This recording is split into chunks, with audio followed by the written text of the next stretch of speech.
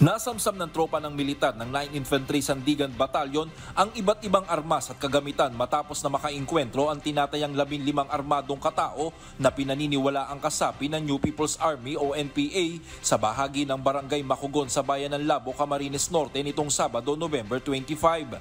Base sa ulat ng 9th Infantry Spear Division, nakasagupan ng tropa ng militar ang armadong grupo matapos na magsagawa ng operasyon para kumpirmahin ang isinumbong na presensya ng hindi kilalang mga armadong individual sa lugar.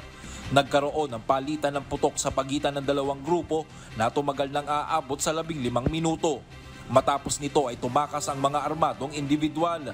Dito na na-recover ng tropa ng pamahalaan mula sa encounter site ang isang M16 rifle, isang caliber 22 rifle, mga magazine ng M16 at M14, keypad cellphone, bag na naglalaman ng personal na mga kagamitan, 20 metro ng electric wire, radyo at mga subversibong dokumento.